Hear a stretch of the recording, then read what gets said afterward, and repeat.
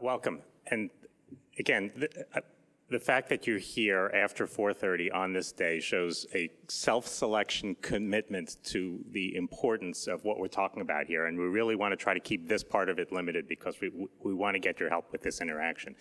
So why do we have a session on what creating the best quality metric when we are so far into being judged on every breath we take? And we're first talking about, well, what should we be judged on? And so I think that we want to give you a little bit of the framework, which I think you know already, but just to go through what that looks like and what those numbers are. So let me go to the next, do I have next slide? So I have nothing to disclose other than I'm not really an expert in this, and I don't think any of us are, and that's the problem. That's the problem with this, is the people who are making the rules are self-described experts, and I'm not sure how many of them actually see patients. So this all started in 1999 or earlier, but came to a head in 1999 when the Institute of Medicine came up with this lovely publication showing how much harm was happening to patients, which they didn't walk in with, but they happened to them while they were in the hospital. And it brought attention to just staggering numbers of harm that was potentially preventable, but created a statistic of mortality causes that were caused iatrogenically that rises very high on that list. The problem is, of course, they didn't get the second part of this quote. There's no forgiving in the government system. All they notice is the error that is human. So without that forgiveness, we have to forge forward. So the purpose of doing this, and you heard a little bit about the 1960s Donabedian triad of looking at structures, processes, and outcomes. And structures are, as you were shown, things that are in place, resources the hospitals has, such as an electronic medical record or the ability to do an RCA on an event. And processes are whether we're doing DVT prophylaxis or antibiotics, things that are in the process to try to prevent harm to patients. And then outcomes is what actually happens to them and the prevalence and incidence of that. A lot of the importance of that is asking, why are we measuring this? I think most hospitals measure this because they want to see the effectiveness of the interventions that they put in to try to protect patients. They want to identify new safety threats that are potential and out there. It's certainly being used to compare safety across hospitals, and the data that's put in, whether that is solid and good data or whether that's data that is not accurate and not well caught, and we'll go over why that is, because that's getting to the crux of what we're going to do today, and whether the hospitals are improving over time.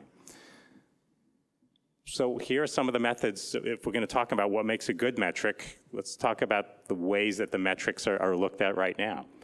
And each of them is imperfect, which leads us to where we are today of trying to find out the best way to look at this and what makes that up. Most of us use retrospective chart review. That's sort of the standard, but we have to hire entire FTEs of people to go through charts and look at metrics that we give them, and so we have to pay people. It's costly, it's labor intensive, and the data is still based on a lot of human factors that way. There's voluntary error reporting systems, but that can be very skewed. There's some legal ramifications that scare people off in doing that. You therefore get what may be a non-representative fraction of the outcomes that you're looking at. There's automated surveillance, but that's very electronically dependent, and also because the triggers can be set, the way the triggers are set, it can have a very high incidence of false positives.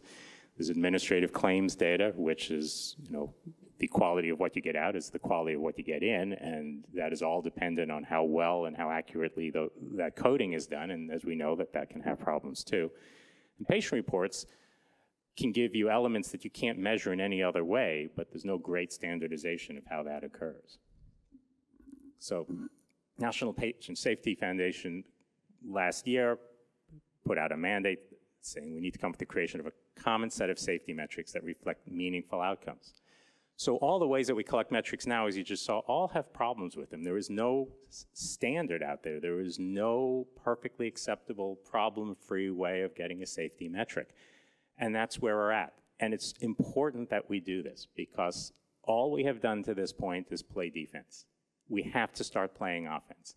If all we do is wait for the next government agency, for the NQF or CMS to just keep lobbing things, well, this is what we're going to call a safety metric now, this is what we're going to call, this is what we're going to judge you on, and we are always just responding to it. And if your hospital is like mine, entire armies are mobilized and stood down based on whatever the metric of the day is that we're told we have to chase after.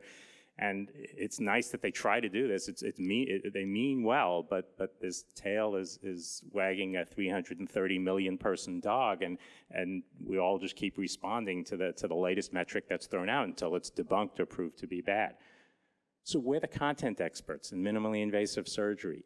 We should be driving this. We should be saying, this is what we think patient safety should look like. This is what we think the metrics that are important, that follow the elements, that don't have any of the problems of the list that I just showed you, that are reasonably cost, that are accurate, that are reliable, that are feasible, that are reproducible, and that are equal across all hospitals.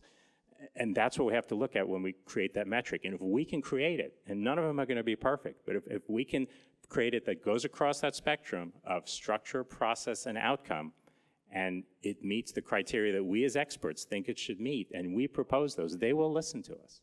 They will listen to us. They're looking for interaction. The NQF said they're looking for interaction with content experts, and if we propose nothing, then we will continue to play this game of reacting to whatever comes out on the web tomorrow that we're told that we have to chase after.